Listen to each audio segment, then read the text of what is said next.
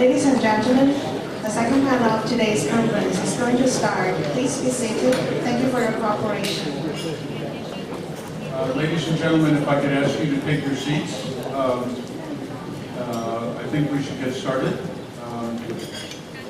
The panel this afternoon is on economic issues, what somebody at my luncheon table called medicinal science. Any time you have a panel after lunch, it's a little bit difficult to mobilize interest, and so I'll do my best. We have excellent speakers, 2 from Brookings and 2 from Taiwan. My colleague David Dollar is not late in getting to the dais. He's actually not here. He was planning on coming, and then there was a medical procedure that he had to get done fairly quickly, and it's not life-threatening in any way, but this is something that had to be done. So he kindly agreed to do a video of his presentation, which we will see in a few minutes. I was the son of an intellectual, and so when I was starting out in life, I really had no appreciation for business or economics. It happened that the dissertation I did at Columbia University was about Chinese business and Chinese entrepreneurs, and as a result of that, I grew to really admire the talents of entrepreneurs anywhere. And one can, I think, make a case that the progress that we have seen over the last 500 or 600 years in human history is really the result of the unleashing of capitalism around the world, and entrepreneurship, policy innovation, the fostering of human resources. And the issue now is how to sustain this in a very different environment, and how to ensure that the continued incorporation of new economies into the world economy occurs successfully. And so we have 4 interesting presentations on that. And the first comes from my colleague at the Center for East Asia Policy Studies at Brookings, Dr. Maria Solis. Dr. Solis has a PhD from Harvard. She taught for many years at the American University, and now, fortunately for Brookings, she's with us. And she will talk about regional trade integration. So, Maria? Thank you very much, Mr. for that introduction. I would like to thank the Taipei Forum and the Association of Foreign Relations for their warm hospitality. I must say this is my first time to visit Taipei, and I'm looking forward very much to the discussions this afternoon, but also, quite frankly, to step out later and walk around a little bit and see what the sights are here in this city. So the task for me this afternoon is to talk about regional trade integration, and I'm going to focus most of my remarks on what I think is a leading trade initiative that has had major impact in actually spurring and bringing into a reality the negotiation of other trade agreements. And this is the Trans-Pacific Partnership. And given that we have just a few minutes, given that it's after lunch and I don't want to be ready to go to sleep, I'm going to keep it very tight, very short, and just start really talking about what I think 3 central issues. What are the stakes? What are the challenges? And what are the consequences of not addressing these challenges successfully? So I want to end my presentation with a thought experiment. What would happen if we cannot get TPP done in a timely manner? So let me then start by highlighting why I think the Trans-Pacific Partnership is so important. What is the significance of this trade initiative in particular? And I want to highlight 3 main areas. One is the impact that the TPP has had in launching what I think is really quite novel and has a lot of promise, and that is the era of the mega regional trade agreements. Second, I want to highlight what are the unique characteristics and traits of the TPP, why we think this is a special trade negotiation. Keep in mind that there are close to 400 FTAs, or free trade agreements, that have been notified to the WTO, and yet we think that the TPP has special significance, and therefore the challenges are indeed also very steep. And last, regarding the stakes, I want to highlight why the United States is championing the TPP in the way it is doing, what are the goals and objectives that the U.S. is pursuing through the Trans-Pacific Partnership. And once I have laid out what's really at stake, then I want to discuss where we are today in the negotiations, what are the challenges, and again, consequences. So let me then start by talking about how the TPP has helped bring about the era of mega regional trade agreements, and why this, I think, creates great promise in having a very substantive trade agenda in a way in which we have not had in the past. What are these mega trade agreements? Why do we find ourselves so interested in understanding that? Well, first of all, they are very important quite simply because of the sheer economic gains that stand to be derived from this exercise in market liberalization. We're talking about very large endeavors. If you think about it, the past free trade agreements used to be bilateral efforts among really small economic partners. And the puzzle there in many instances was to explain why countries would negotiate with partners that represented 1% or maybe 3% of its exports. We're not talking about an exercise of that nature at all. We're talking about trade agreements that comprise sizable shares of world GDP. The TPP in particular, 40%. But it's not the only mega regional trade agreement. We're also going to talk today about the Regional Comprehensive Economic Partnership, and the Japan, the EU FTA is another mega FTA, and of course the China, Japan, Korea, which also represents close to a third of world GDP. So we're talking about sizable trade groupings that are being now negotiated. Another very important characteristic of these mega trade agreements is that we're now seeing industrialized countries negotiating preferential. And I remember talking a few years ago to a very seasoned trade diplomat, and this person made the point that if you had the three largest industrialized countries or industrialized blocs, the United States, European Union, and Japan, negotiating preferentially, that actually spelled the end of the doom of the WTO. Well, we are there in the sense that we do have industrialized countries negotiating preferentially outside the WTO. I do not think that that means that the WTO is finished. And I do think it actually represents the fact that the WTO is facing significant challenges, which I will highlight, and that creates an incentive for these countries to find an alternative vehicle to continue to discuss and flesh out the new round of rules for trade and investment. But what's also very interesting is that the scope of trade negotiations has expanded quite dramatically. And now we're talking about something that we like to refer as regulatory protectionism, behind-the-border measures. It's not any longer just about tariffs. So we're talking about competition policy, state-owned enterprises, intellectual property, and so forth. And this creates a very significant challenge for trade negotiators regarding what is the right boundary. How far should this trade agreement should go? Because if you think about it, I do not want to be a trade negotiator myself. Think about the steep challenge that you face, because you're really talking about going after behind-the-border measures that have a discriminatory intent, and therefore you're trying to eliminate that in order to make sure that you have market access. But many of these regulatory measures could be there ostensibly to protect consumer, environmental, worker standards, and therefore making that determination between what is genuine domestic regulatory policy and what is there to actually discriminate against foreign products and foreign companies is not an easy exercise. And that's the exercise in which all these trade negotiators are engaged in today. So we have, therefore, with the mega trade agreements, really expanded, scaled up the range of ambition, of scope, of reach of the trade agenda. And I would make the case that really the TPP is the one that helped launch, in many ways encourage other countries to then react to the TPP by also negotiating more ambitiously and launching these different trade initiatives. Why is the TPP having this very important role? Why is the TPP special? What do we think makes this agreement showing more ambition than others? I would make the case that there are three central characteristics of the TPP that tend to get trade scholars very interested in the outcome, in the actual fate of this trade negotiation. One is because of the sheer level of ambition. there is one phrase that is attached to the TPP. And we're actually, as I'll go to this discussion later on, we're trying to see whether the TPP will live up to its promise or not. But what is this phrase? No exclusions to be tolerated.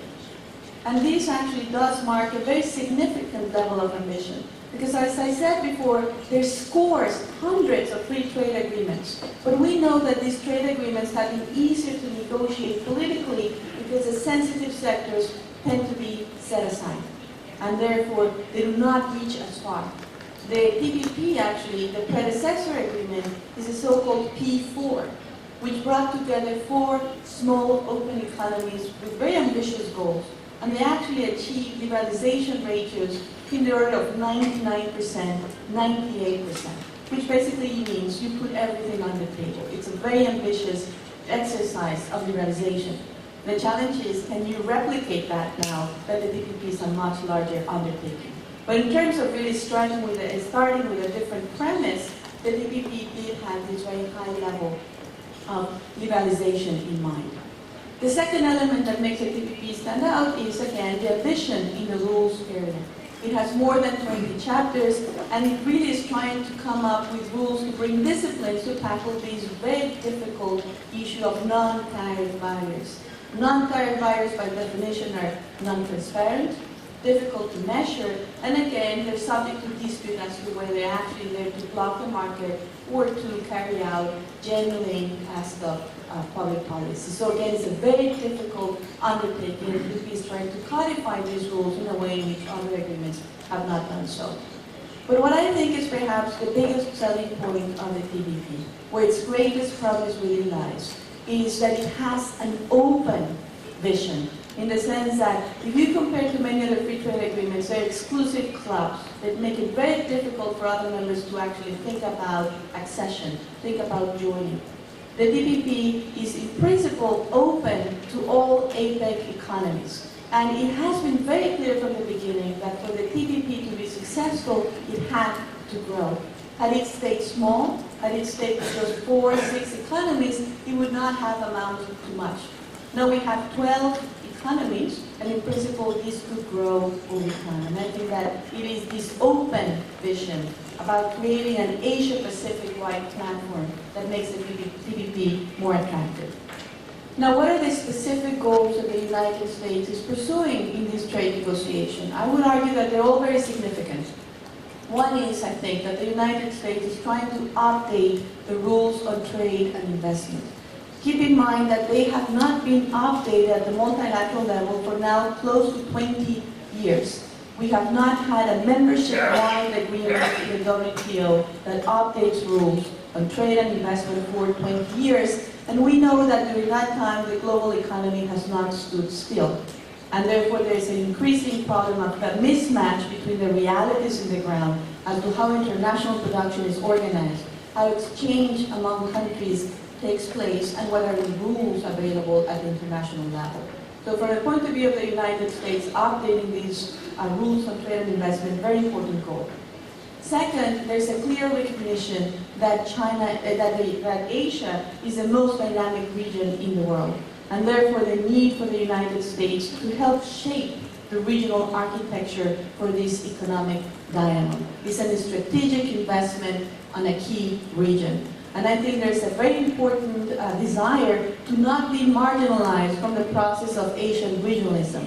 And in the Q&A, if there's time, we can get into this point, but I would make the case that this has not always been an easy task for the United States. And if you look at the past approach of trade policy in the region, which was to negotiate bilaterally, there were significant challenges of being successful there.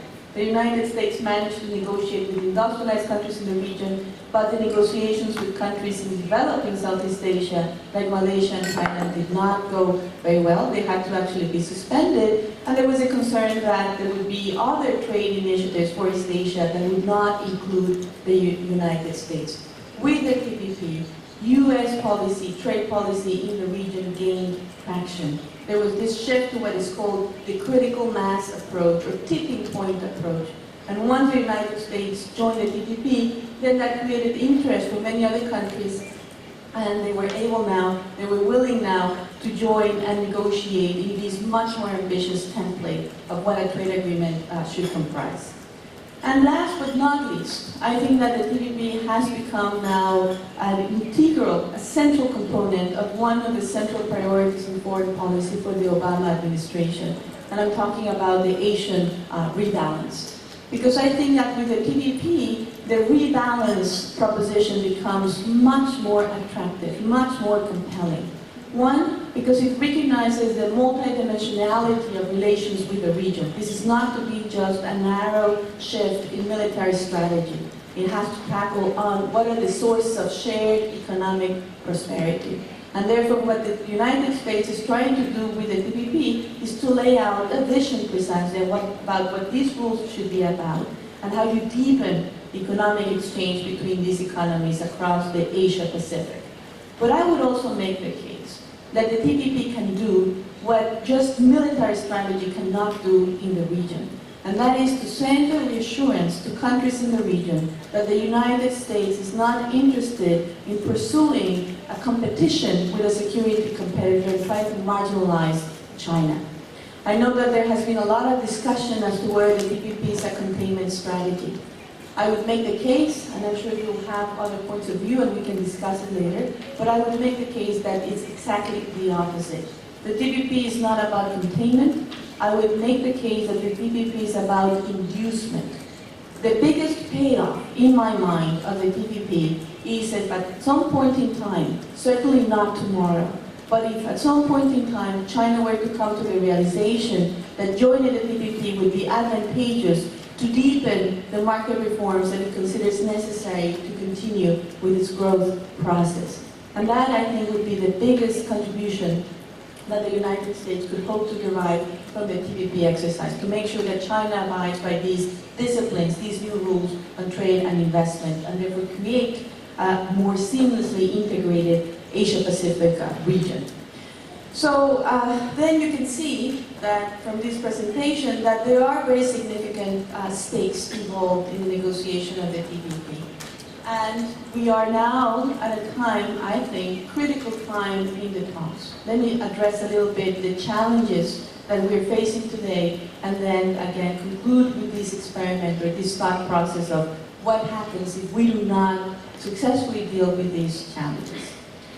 I would make the case that 4 years into the negotiation, we have reached the point where we're asking ourselves the most fundamental questions as to what the TPP can deliver. Why is it not moving as fast as we would like it to do? The first question, I think, that the state of negotiation raises is whether the TPP can live up to its high level of ambition or not. Can the no exclusion mantra survive? As I said before, this was inherited from the P4, this very high level of liberalization. When you're thinking about, say, a 98% rate of tariff elimination. It was easier to accomplish this when you had 4 small, open economies. But now that you have this new membership configuration, there's probably the realization that it might be difficult to achieve these levels. And even, especially now that Japan is on board, you know that Japan has made the case that it has 5 sacred commodities, and it has become very difficult to try to get Japan to be much more ambitious in its agricultural proposal. But even if you want to be pragmatist, even if you want to allow that there are some super sensitive sectors that should be set aside, I think that this requires an extremely difficult balancing act. And again, the skill of the negotiators will be very much tested here. Because it could be a slippery slope. Because if Japan can make the case that it has these ultra-sensitive sectors, well, every other country participating in negotiation can make a similar case. And you do not want then these to turn into a slippery slope and the TPP turning into a run-of-the-mill trade agreement. So I think that the balancing act is how you maintain the rigor, the ambition that set the TPP aside, but also make allowances to make sure that these trade agreements can be ratified domestically. They must pass muster the different political processes of all countries involved. And it is in these very difficult balancing act that I think a lot hinges on the results of the TPP. The second fundamental question that I think that the TPP raises is that we have now come to realize how diverse the members are. And that is important because we all felt that with the TPP, you had countries that had self-selected into this negotiation, right? They had to engage in confidence-building measures, they had to show they were prepared already, that they had a degree of ambition. But the problem is once you're in the negotiation, then you're going to find very hard to make sure that those rules match your development needs. And there are indeed countries at very different levels of development. So you have on the one hand, for example, the United States and Japan, but you also have countries like Malaysia, Vietnam, and Peru, who may have very different approaches on some of the rules areas of negotiation. So finding the common ground here is also very important.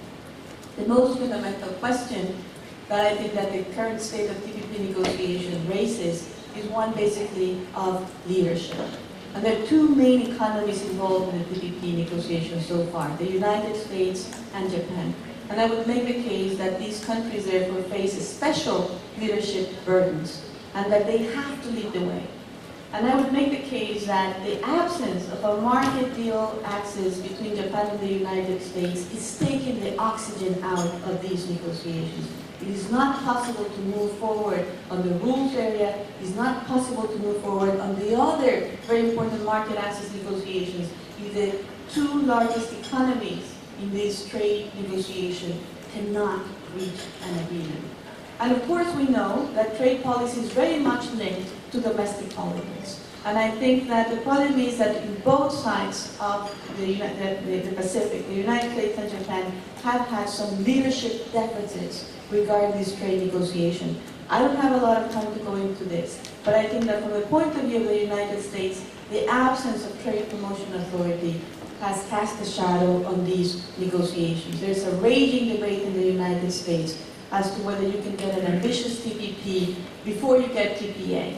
I'm actually of the other point of view. I think that the sequence is rather clear, that you cannot ask your counterparts to make their best offers, that you cannot send a signal that there is in the United States sufficient domestic political will, the working political institutions, the domestic consensus on this trade agreement if you cannot pass TPA. That is a very important reassurance measure. And because my time is very limited, let me then talk a little bit about what would be the consequences of not meeting the test leadership, the leadership test, and of not successfully navigating the challenges of these negotiations. Time is running out.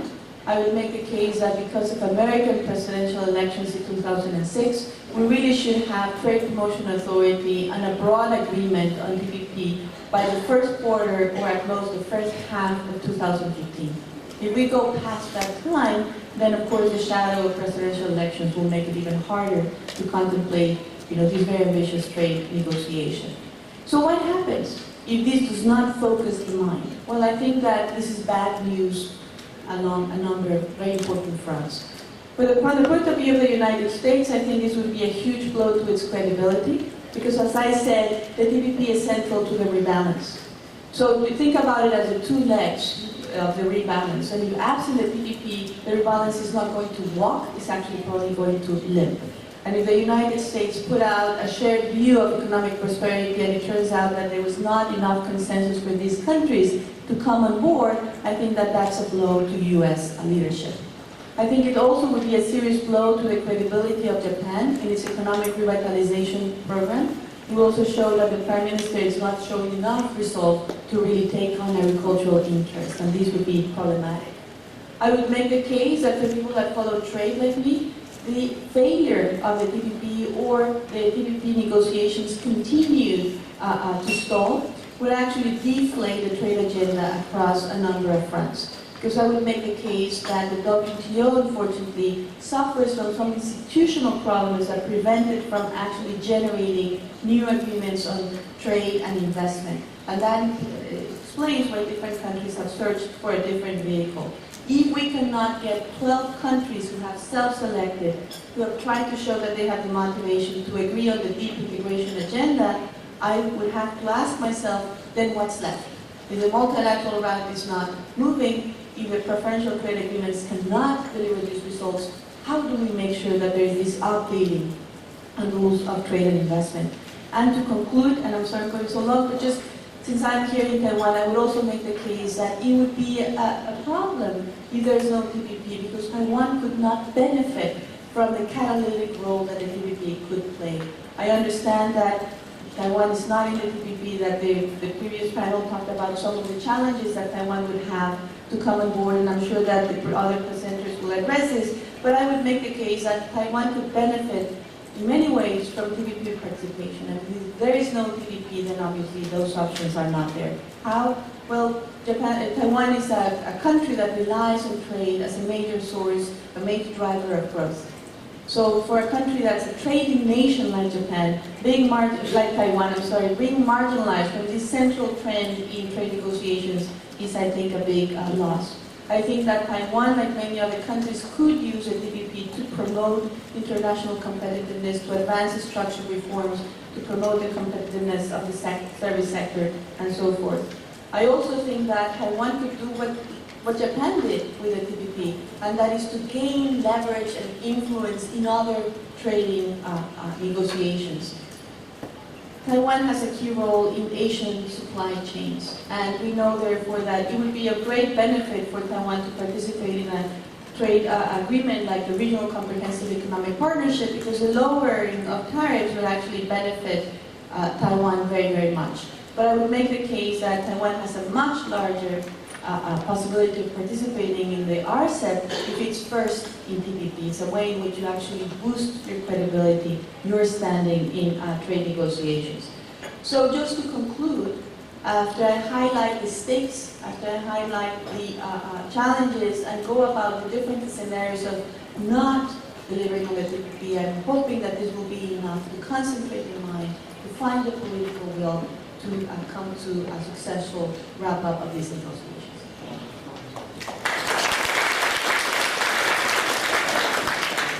Thank you very much, Maria. I'm sure people in the audience have some questions about other implications of all of this for Taiwan.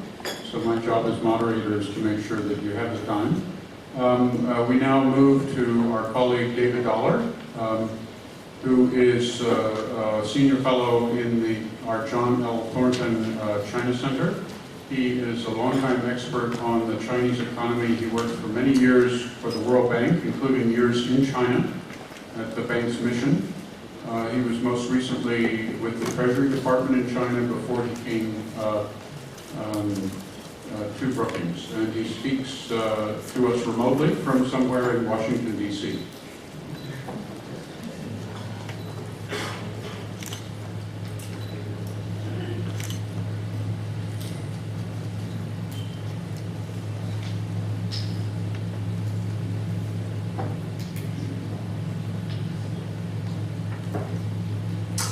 Hello, I'm David Dollar, speaking to you from the Brookings studio in Washington, D.C.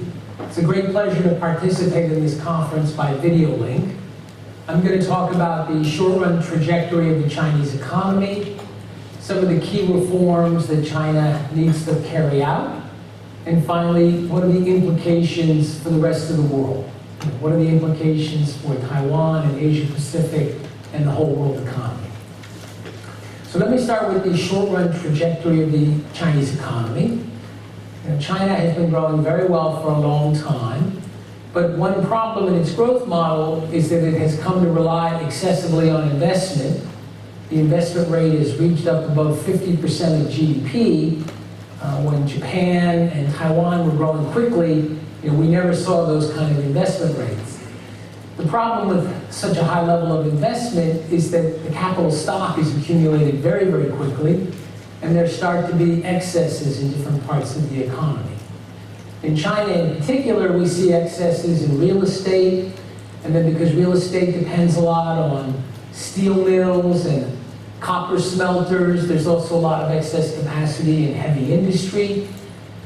And there was a big campaign to build up local government infrastructure for several years, and that's been winding down. So what we have is a Chinese economy where investment is naturally slowing down, and that's a healthy thing. But because investment is half the economy, of course that starts bringing down the GDP growth rate. We'll get new data within a week or so, third quarter data. Most economists expect China's GDP is growing at 7.2 or 7.3. That's still quite good, and the leadership is pretty relaxed because so far consumption has held up well. Investment is slowing down, but consumption has held up well. Consumption is mostly services, so the service sectors are growing quickly. These are more labor intensive. So in the first 8 months of the year, China created 10 million new jobs, and the leadership is pretty relaxed about the growth situation right now because the labor market is quite tight. So I think as long as the labor market remains tight, I don't think we'll see any big stimulus on the part of the Chinese government. So that's a bit of background, that the economy is slowing down because of investment. The government is basically allowing it to happen, doing some things to encourage consumption, which is holding up pretty well. Now, the main thing I want to talk about, the second part of the talk, is China's reform program. In its third plenum resolution, China put out an ambitious series of reforms, and these could potentially help very much with this transformation of China's economy, reining in wasteful investment and encouraging household income and consumption. So let me mention 3 areas of reform. First, China has a repressed financial system. Interest rates are low, capital markets are underdeveloped, the capital account is closed. So Chinese households do not have a lot of savings options. They tend to buy apartments, and so that's been one factor stimulating the housing boom.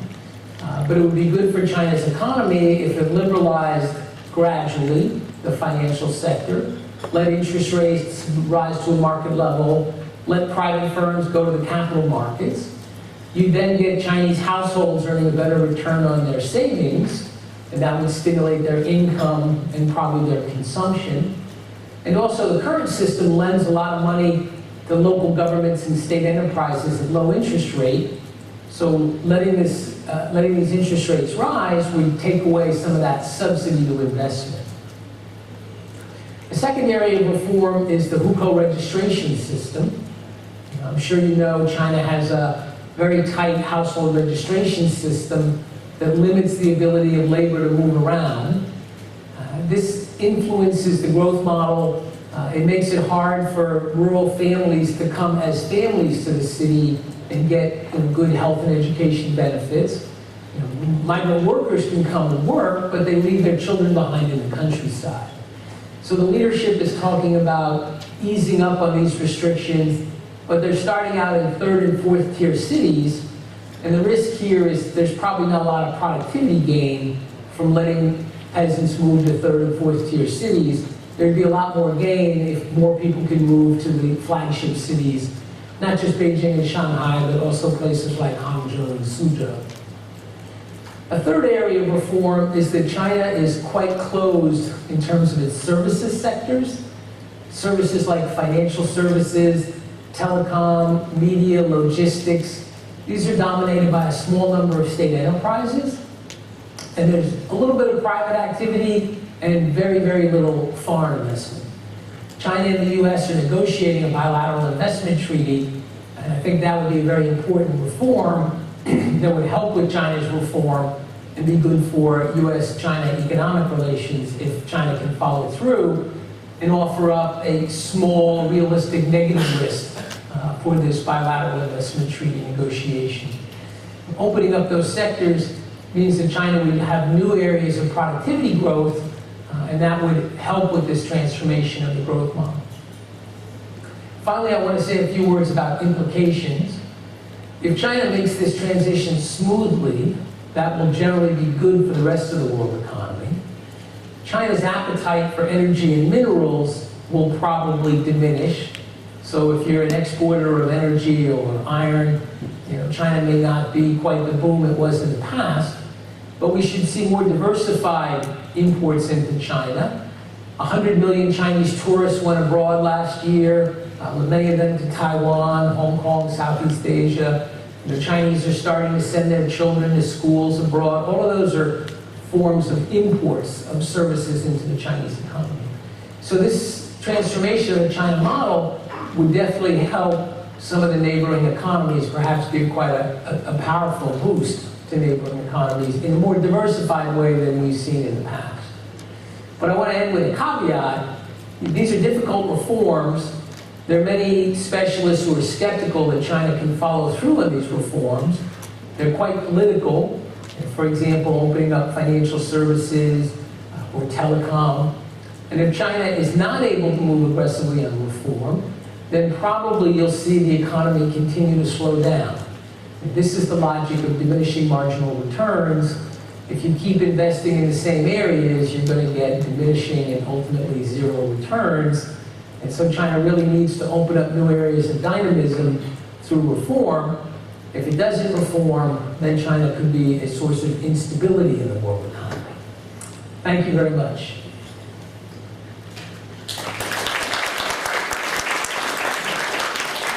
I'll tell David you gave him applause. I hope no one has a question that only he can answer because he's not here to answer it. We now turn to two specialists from Taiwan to talk about economic reform in Taiwan. In some ways, they're very similar. They both work for premier institutions here in Taiwan. Professor Hu Shangzheng is at Academia Sinica, and Professor T.J. Chun is at National Taiwan University.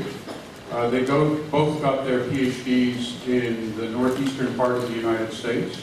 Professor Hu at the University of Rochester, and Professor Chun at Penn State. They both have served the Republic of China as heads of the CEPD.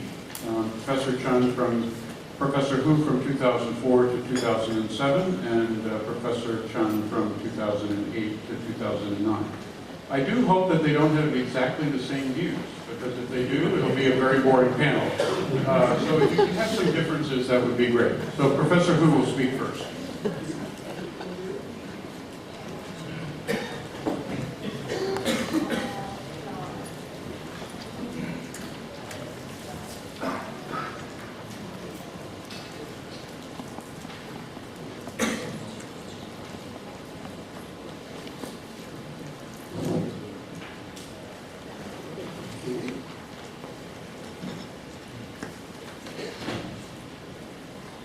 Thank you, Mr. Chair.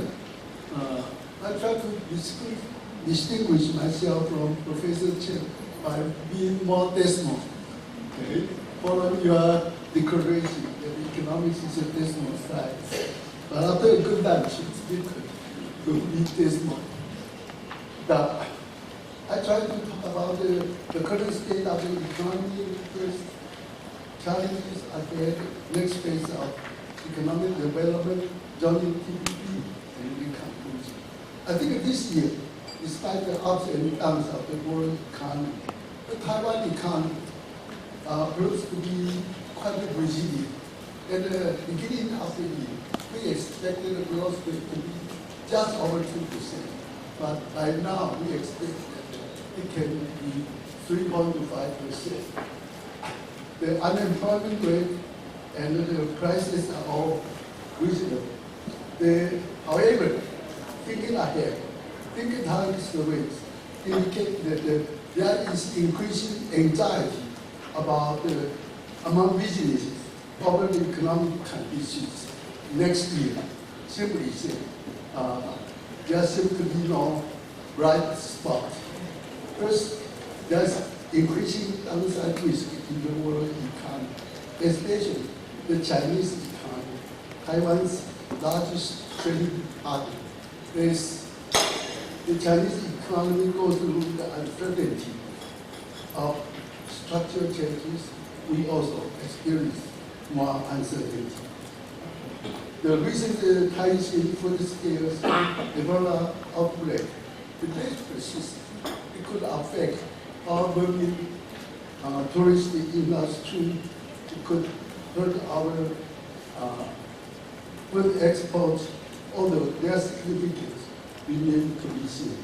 I think that this year's export data suggests that Taiwan's economy is still highly competitive, despite all the talks about the fight between Samsung and Apple, despite all the talks about how we are under pressure by Samsung. Samsung's products are still quite good, but its profits going down quite quickly. By the time the Taiwanese firms are making record profit. Morris Chan's TSMC this year beating the expectation. Everyone is happy.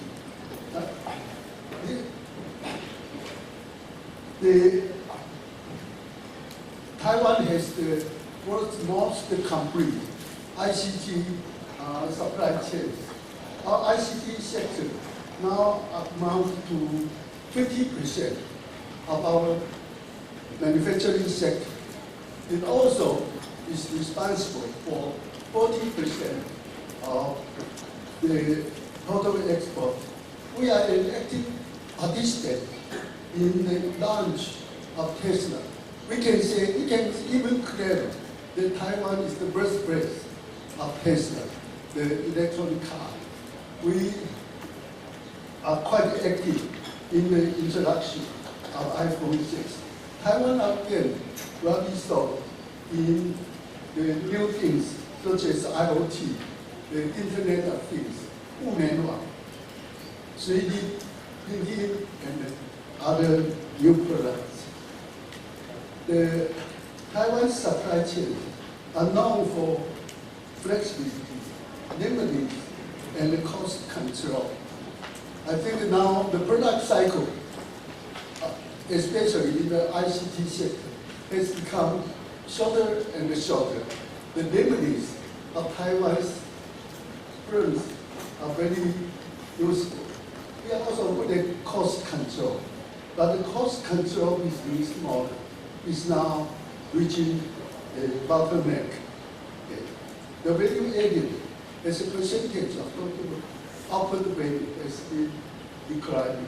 Now, in order to hold down the manufacturing cost, Taiwan has outsourced overseas most of the export orders it receives. In the manufacturing sector, it's about 50%. But in the ICT sector, it's as high as 85%. And much of the export orders we outsource overseas go to China. Now, because of the outsourcing of production, Taiwan is now able to sustain a vigorous pace of domestic investment. Mr. Lauder just talked about the too much investment in China. Taiwan is on the side. China has more than 50%, and China's domestic investment was more than 50% of GDP. Taiwan was slightly more than 20%, compared to about slightly more than 30% for Korea. Because our investment was not adequate, we do not produce enough jobs to employ young people. So the unemployment rate among the young was as high as 13%, even though our overall rate of unemployment has just come down to under 4%. Following this, now, we also find that wage stagnation, wider income disparity. Taiwan rank high in the world in terms of competitive evaluations, in terms of investment environment, in terms of convenience of doing business. But somehow, we are not able to attract foreign investment. We fall way behind Korea. And I think one handicap was our slow pace in signing FTAs with important trading partners. This put us in a disadvantage in competition for investment with Korea. Now, with inadequate saving, inadequate investment, it comes to excess saving. Savings then are to be channeled into investment. The excess saving now amounts to 1.5 trillion NT dollars, or 10.5% of our GDP. This excess saving flow into the housing market now because housing prices could go way up, and now the high housing prices have become public complaint number one. The housing price over household income ratio was 20 times in Taipei City compared to most, about 5 times for most world cities.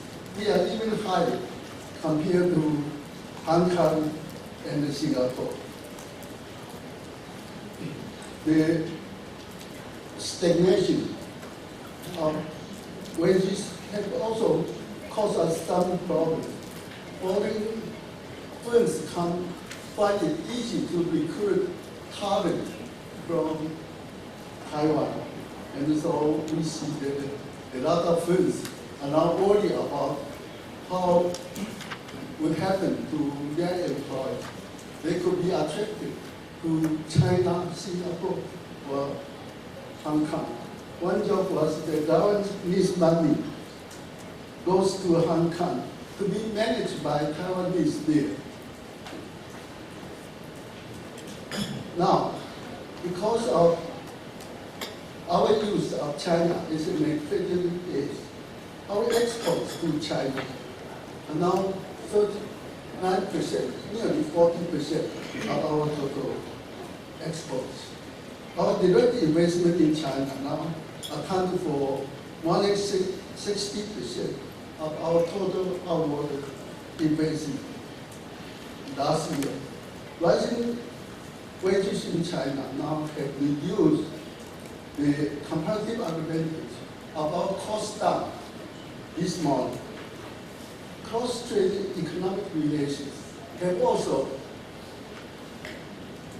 turned from cooperation and into competition. In the past, we could have cooperation. We would build the high-end key parts, and then China would build low-end parts. We now turn out what?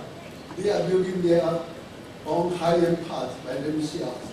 Some of our Taiwanese firms in China, as they move from coastal provinces to inland provinces, they are also increasing using local parts, high-end parts. And so this explains why our exports to China actually has come down slightly in the last couple of years. Now, with this, you can see that with the rising wages in China, actually also in other emerging countries, the changing nature of cross-strait economic relations, Taiwan must undergo structural changes in order to sustain growth that is inclusive.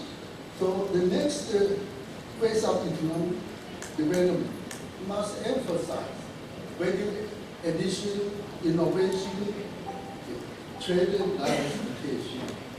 A switch from cost-driven to value-driven mode of production would require Taiwan to move away from mass production of standard parts products, move into variety.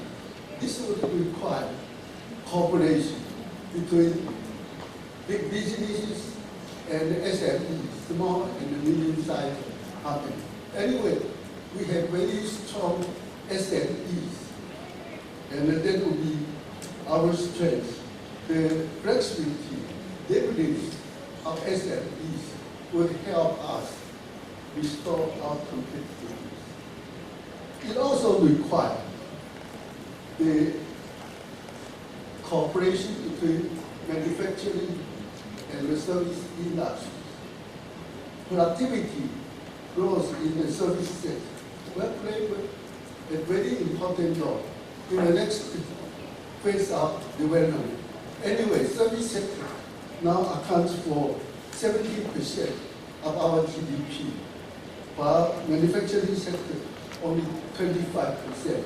Each percent of growth, productivity growth in the service sector will be worth 4.5% in the manufacturing sector. In the past, Taiwan's manufacturing sector grew on an industrial policy that is export-driven, outward-looking. The government talked about it, a lot about the control, regulation, but actually it does a lot of liberalization and globalization. That's why our manufacturing sector grew strong.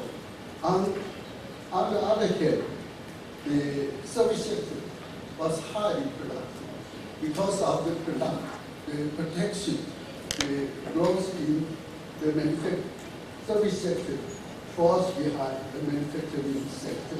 The government has now identified a few sectors that would be key to future growth: financial services, e-commerce, healthcare, culture, creativity, and tourism. How can we upgrade the service sector? This comes to TPP. It requires substantial liberalization and globalization. Through this, what John TPP use it as an impetus, as outside pressure to move us forward in the direction of liberalization and growth. Anyway, the government has already decided to set up free economic pilot zones in order to speed up liberalization and deregulation. However, I think that this still has to convince the public that the goal is to allow us to join TPP rather than to speed up import of goods from mainland China. Taiwan can benefit from joining TPP, but it can also contribute to TPP. Taiwan's vitality of SMEs would be a model for others to follow. With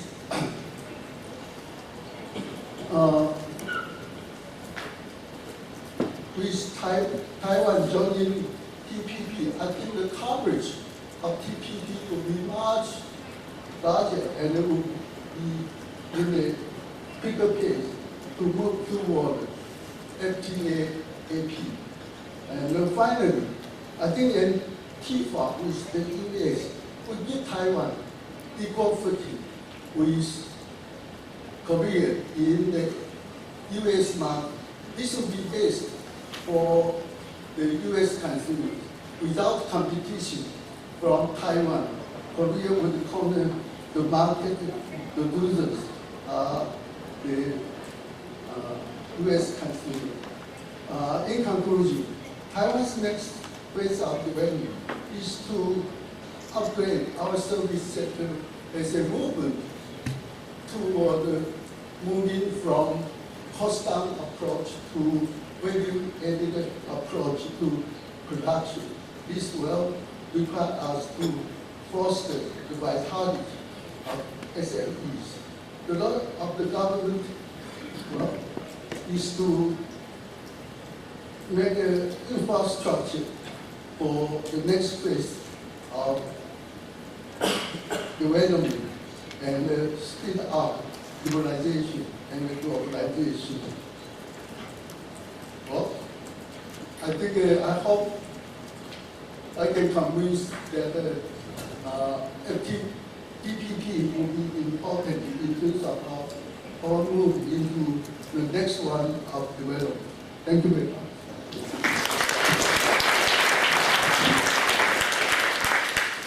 Thank you, Professor Hu. Now, Professor Chen.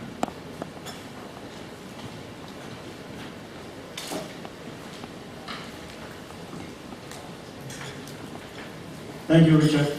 I do share a lot of viewpoints with Dr. Hu. Unfortunately, it's not 100% overlap. So I can, but I do be able to save some time maybe for the discussions from the floor. I will be focused on trade, but in a more larger perspective that Dr. Hu has talked about. So I'll begin with the sort of the global picture of trade and move to Taiwan situation, talk about FTA, which we touch upon a lot, and then the way out, which is quite similar to what Dr. Hu just said. Firstly, world trade has really entered a really new era, as I see it, since the 2008 financial crisis. In the sense that the trend of this growth rate in the past 15 years or 20 years has been very different since 2008. So you look at the statistic, you're going to see that between 2090 and 2008, roughly 20 years, the world trade has really growing at a speed, a growth rate was about twice the growth rate of GDP, and that has been changed since 2008. Now the growth rate of trade is about the same as GDP. Now here's the figure. This is what I took from the World Trade WTO statistic. The middle line, the green one is the growth rate of trade. The red line is the growth rate of GDP, and you divide, the top by the bottom one, you get the blue one. So you can see that they're really sort of moving up since since 1990 until 2008. Okay. This picture, I think the next one will be, so that really suggests there's some kind of regime change in terms of the world trading situation.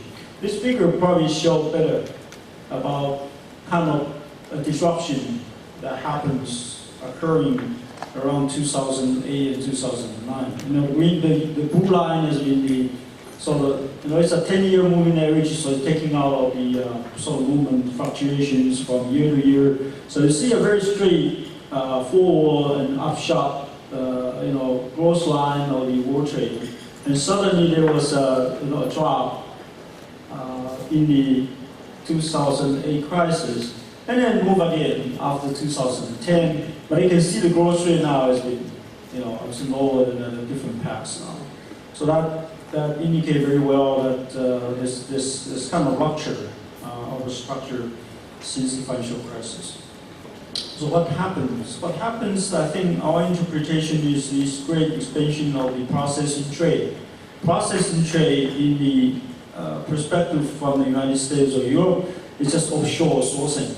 Okay, but multinational firms are moving some of these more labor-intensive activities to countries like China, and then bring them back when this process is completed.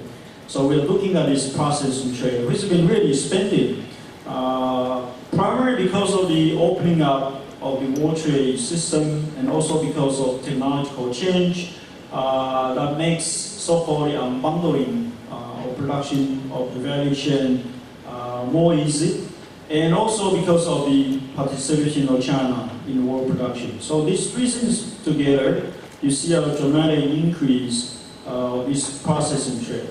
Okay, and now this pretty much come to an end because this processing trade has created some kind of imbalance between the U.S. and Europe and Asia on the other hand. In the sense that is, offshore sourcing countries has been running an overconsumption situation for sustained period of time, and Asia has been oversaved. So this global imbalance is one reason for this situation not to be able to continue forever. And the second reason is because China eventually reached a so-called Lewis turning point. So the surplus labor is no longer there. Okay, so as a result of this, you're going to see that we're probably going to see a different picture of world trade from now. and also a sort of great movement within the US and Europe in try to do something called reshoring, bring back those overseas activities. And here's some statistic to indicate the change of this process in trade. China has this statistic on the percentage of trade which is of the offshore sourcing nature. So on the second column, you can see the ratio of processing trade out of China's total export.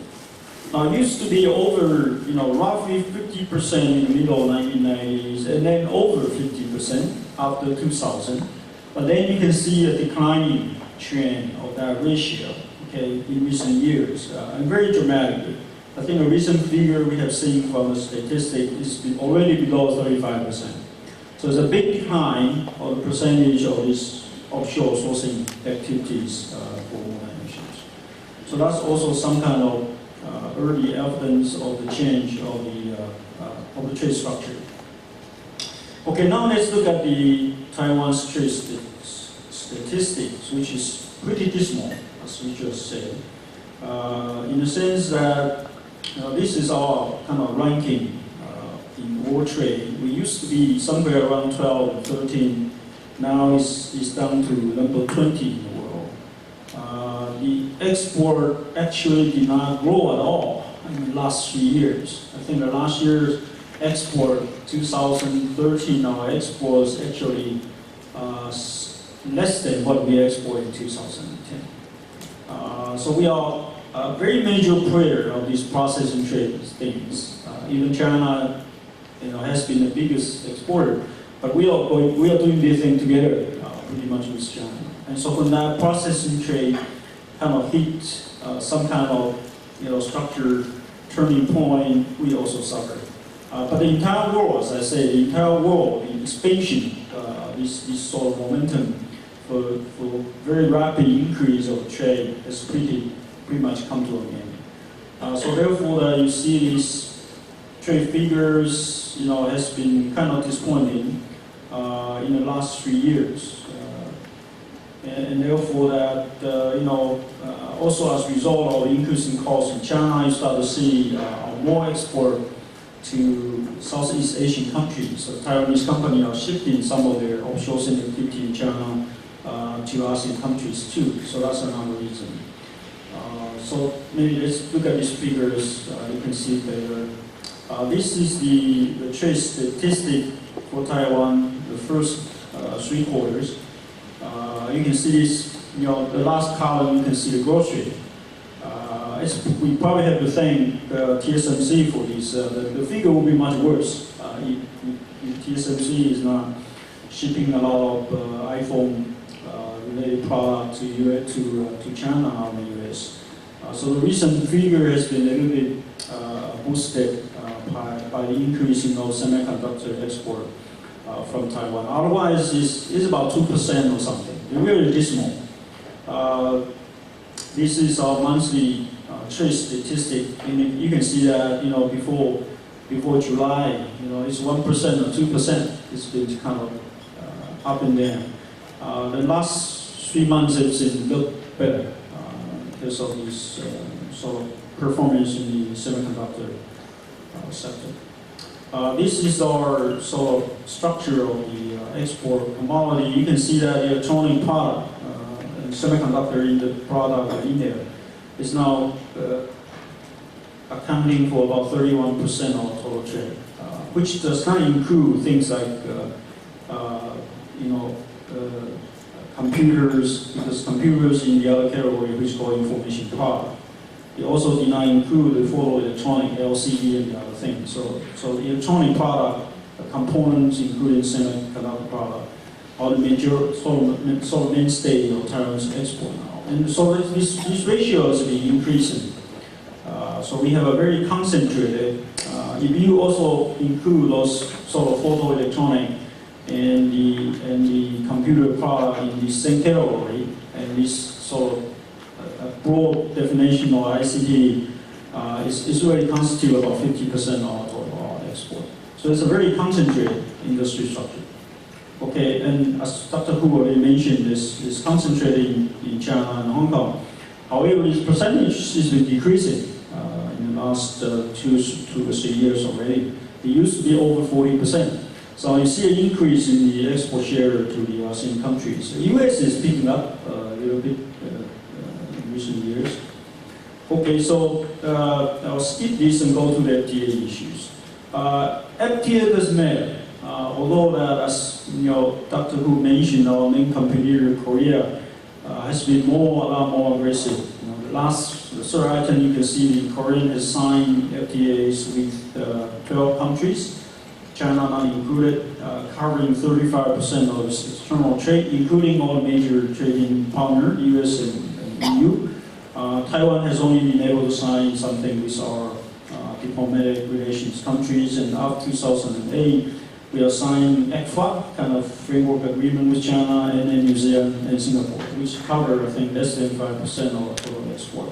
China not included. So this left out in this situation of curves. This is a picture of, sorry, in Chinese, but you can see the last figure, the northeast figure. The gray line will indicate the Korean share in the U.S. market. And then the blue line is our share on the U.S. market for all commodities. And then it's the second, in the bottom of the below that was a line again for the commodity which carries a tariff. Okay. That means Taiwan being discriminated because of U.S.-Korea FTA. You can also see an upward trend for the Korean export in terms of market share and our trend in blue line.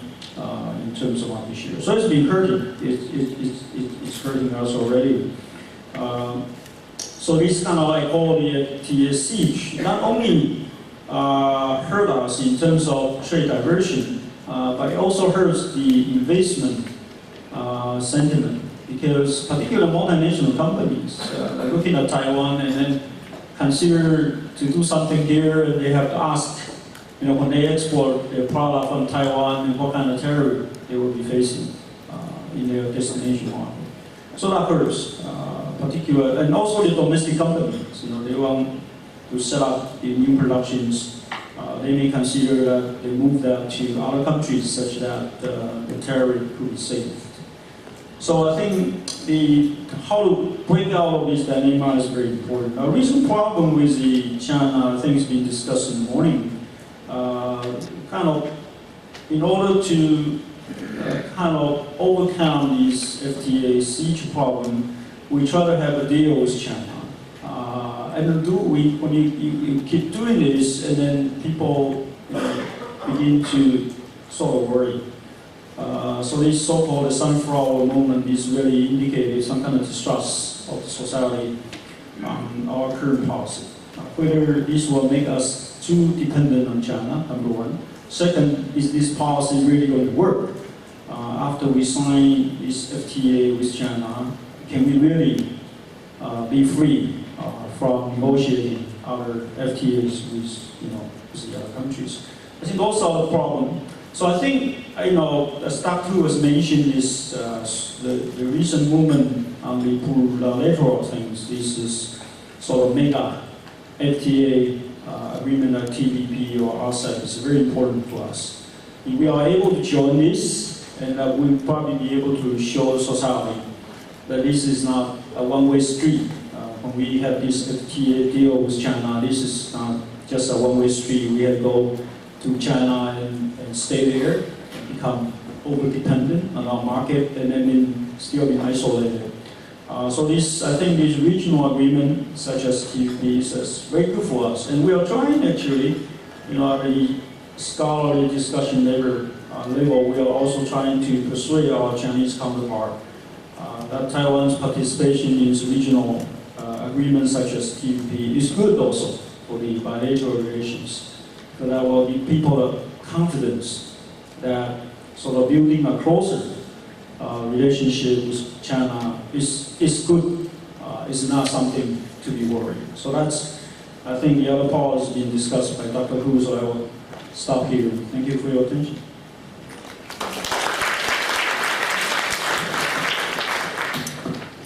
Thank you very much, Professor Chen. We now have a little time for questions, so I'll open the floor. If I call on you and don't seem to recognize you, it's because the lights here are pretty strong and I can't see a thing. But when I do call on you, if you would indicate who you want to direct the question to, and please wait for the mic. So who has the first question? Yes, right there. That's Joanne.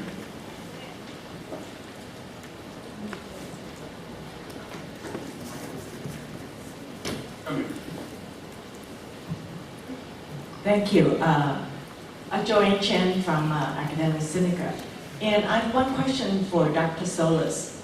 Can you make some concrete policy proposal to Taiwan to enhance our possibility to join TPP? And also, I know Dr. Bush is the chairperson, but coming from Washington, can you make some prediction about the midterm? Whether the Democrat will be able to keep the majority status and the implication for U.S. trade negotiation abroad in the future? Thank you. Thank you very much for your question. So, as an outsider, I'm not an expert on Taiwan, but from what I can gather, I would make the following proposals. Clearly to revitalize the TIFA process, that dialogue with the United States.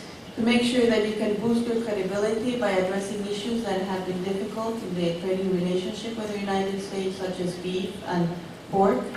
I also think that in the aftermath of the sunflower movement, and I understand that it was triggered mostly by this very specific sensitivities of deeper economic integration, but nevertheless to clarify what are going to be the domestic institutional procedures for review and ratification of trade agreements, so that again, trading partners of Taiwan can understand what the process will be like. And I think that you should continue what you're doing. I think that my experience from watching what other countries do is never put all your eggs in one basket.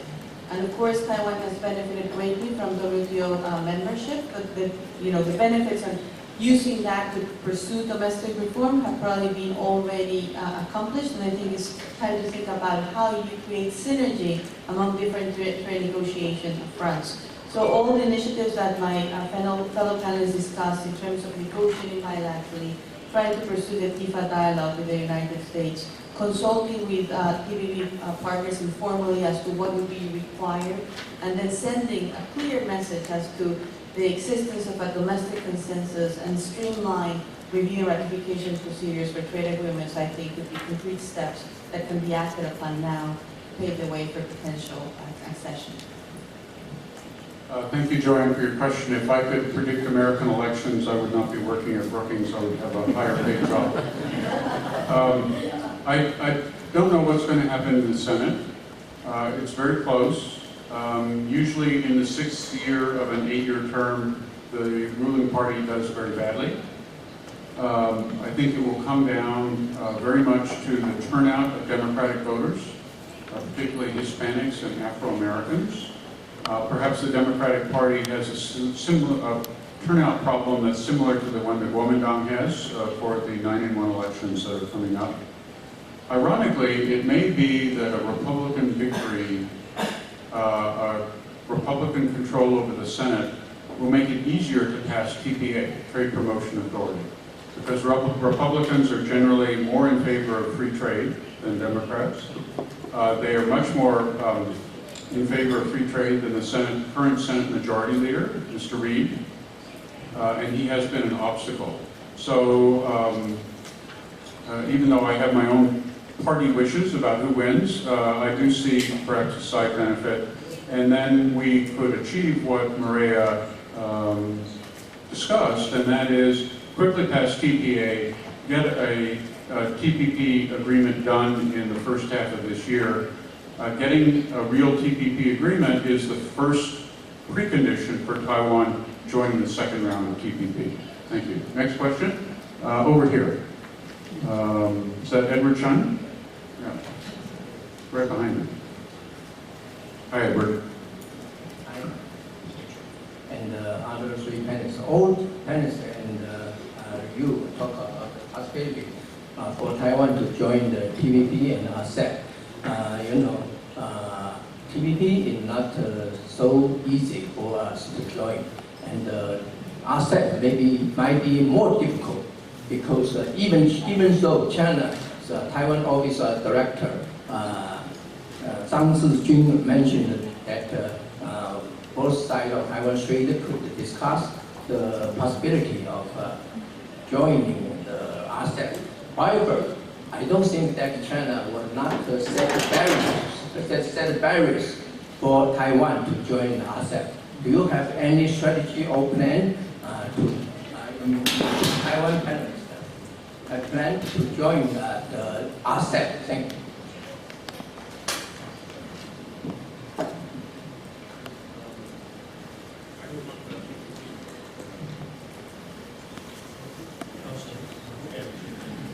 I really don't know, but there was good something to look at, I think, because the Hong Kong already started negotiation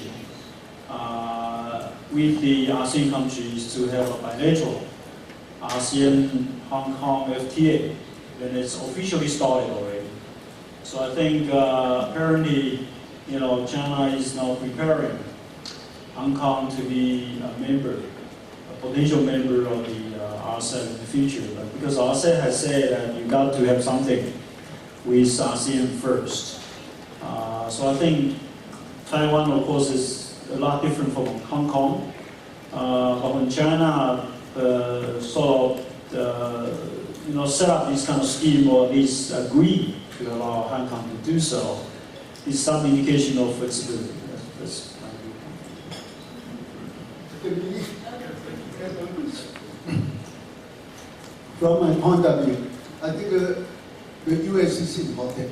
The U.S. must decide whether it would allow Taiwan in TPP or exclude Taiwan from TPP. This would then force Taiwan into joining RCEP, or even moving closer toward Chinese economy. That is for the U.S. to decide. If we do not participate in TPP, then of course we would join, if possible, we would join RCEP. RCEP share would be much bigger.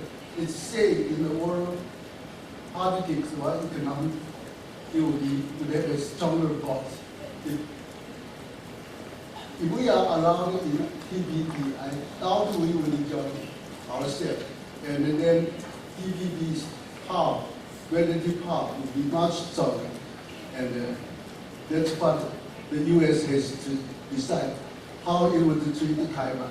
To move us closer to China, closer to Southeast Asia, will allow us in a bigger world market. Thank you. If I can offer some general comments on RCEP and how Taiwan can think about eventual participation. I would start by saying quite candidly that sometimes in the debates in Washington among trade experts, I notice a lot of skepticism as to what is going to be the value added of RCEP. And there's this discussion or this implicit comparison with the TPP. And very frequently, American analysts would say that it's going to be a much lower quality agreement, and it's not going to have the same level of ambition and rules, and that the overall levels of tariff elimination are going to be rather low. I think that this might not be the best way to read RCEP. I think RCEP has more to offer than this reading in particular, because many of the participating countries actually have relatively high levels of tariff protection, and if they're willing to lower that, that's a benefit. And given that we're talking about the center of supply chains, as I was saying before, the coming and going of components is quite active, then there's a real benefit to be derived from tariff elimination. So I think that, if you look at the studies by, for example, Peter Petrie and so forth, they show that there are really substantial gains to be derived from RCEP, even if it doesn't match the level of ambition of the TPP.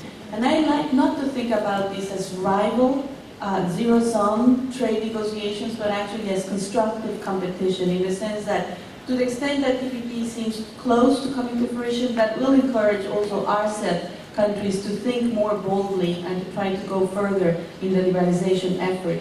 And also because we have to keep in mind that there is overlapping membership. Many countries that participate in the TPP also participate in RCEP, and I think it's a good, healthy competition. Having said this, I think it's also important when Taiwan thinks about how it's going to position itself in these two mega regional trade agreements to think about where these negotiations are at today. And the fact is that the TPP started much sooner, and the RCEP is just in the early stages. So it's not going to come to fruition, it's not going to materialize very soon. We also have to keep in mind that India is part of this exercise, and India is going to obviously exercise some influence on the actual outcome. What we hear so far is that India is taking a rather defensive approach. The figure that was circulated among trade experts is that India was prepared to discuss only 40% tariff elimination. This would be too low, actually. Hopefully, it can go further than that.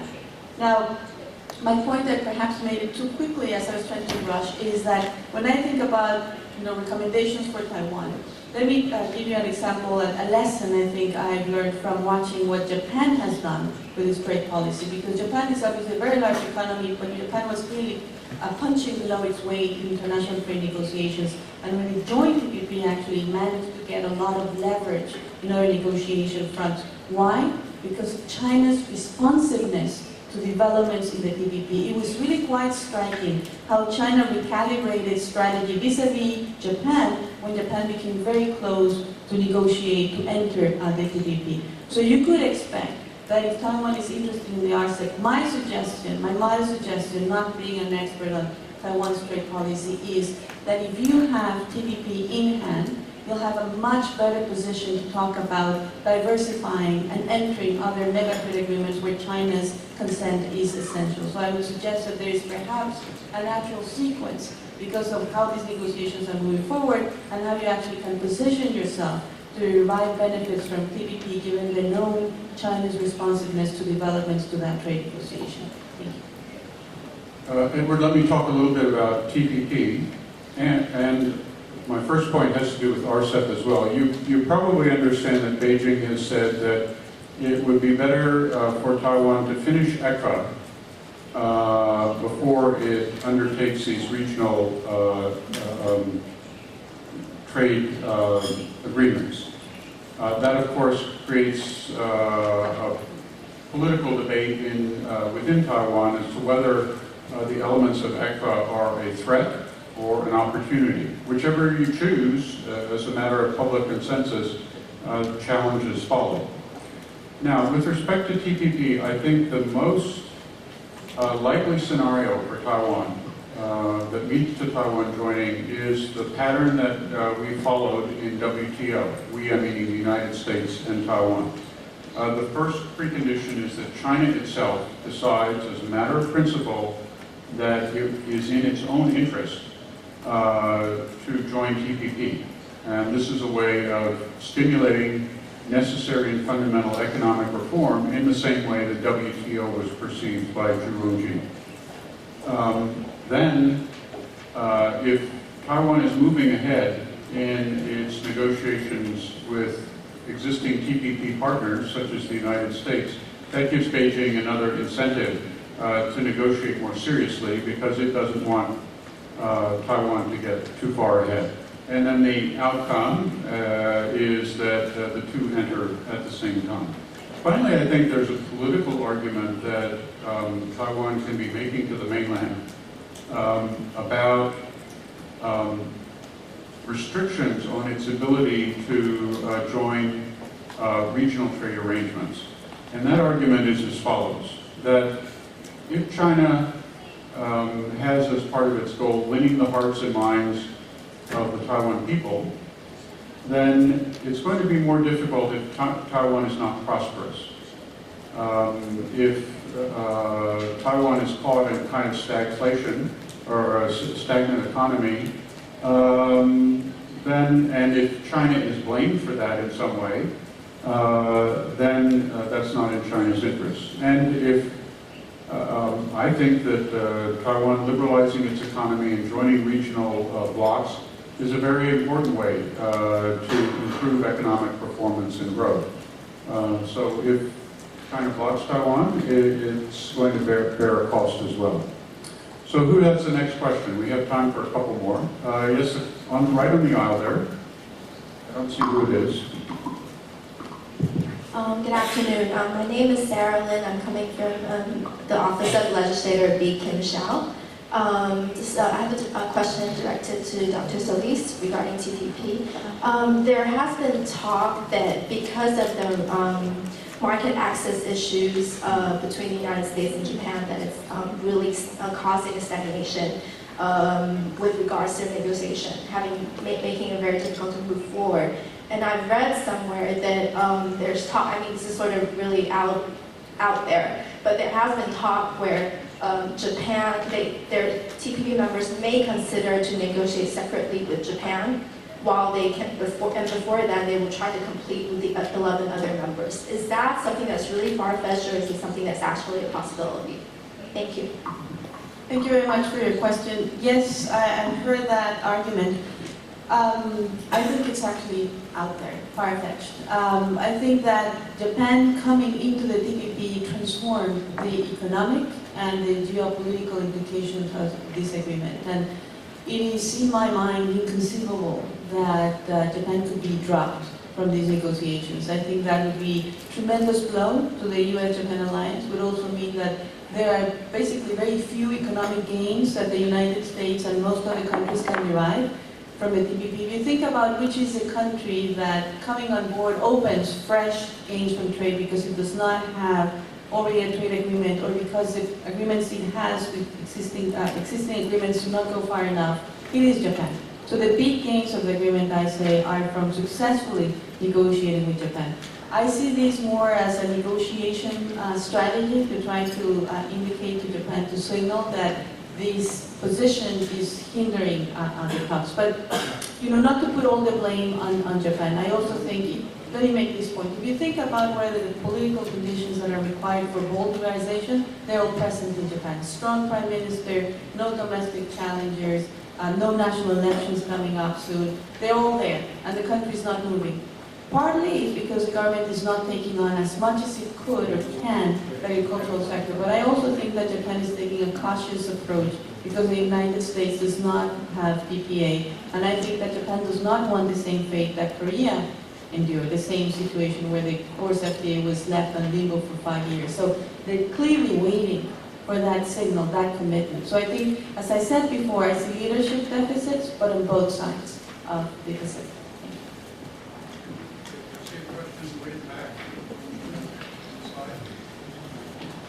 Tianjin Yan from the Institute of International Relations. My question is also for you, Dr. Solis. You mentioned about TPP is not a containment, but an inducement for China. I just got back from the US this morning, and watching some of the news report, they still, depict, TPP as a means to contain China, rivaling, ASEAN. So you're an expert on this regional things, but yet the media, portrait of the TPP is really intended to contain China. So I don't know how will a Chinese diplomat in the U.S. react to, your interpretation. Thank you very much. I think there's a logic why the media goes with a rivalry story, right? Because it's more compelling if you're trying to catch the attention of the public. But, to be quite frank, I've had many exchanges with, officials from China that follow economic relations, and I think it's very clear that there has been a shift over time in China's position on TPP. It did start very guarded. It did start with a containment notion, but over time it became more of, well, actually we should study this proposal. We could think about, as Richard was saying, the WTO precedent when we use these trade negotiations to leverage domestic reforms. And to be even quite more candid, more recently I had a discussion that actually was to me a little bit more worrisome. They've gone from worrying about containment to let's study these very seriously to now, can the U.S. deliver?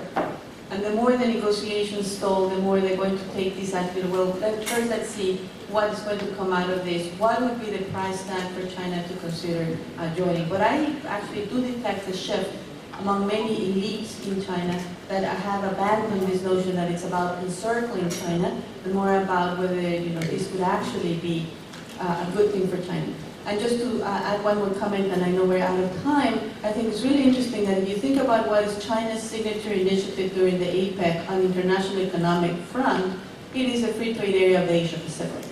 And this is a notion that actually was developed in the United States and that very much endorses the view that is about Asia Pacific. So I think that China's views have also shifted significantly in a way in which actually makes a possible alignment of views more likely. It's still a steep challenge. It's not going to happen right away. But I think we're moving past that rhetoric that is about marginalizing, isolating China to how do we think about collaborating and shaping a broader regional architecture. Okay, I think we're out of time. I want to thank all of you for your excellent questions and thank the presenters. We will take about a 15-minute break and then return for the final panel to be chaired by Dr. Frederick Chin. Please join me in thanking our four presenters for their outstanding presentations.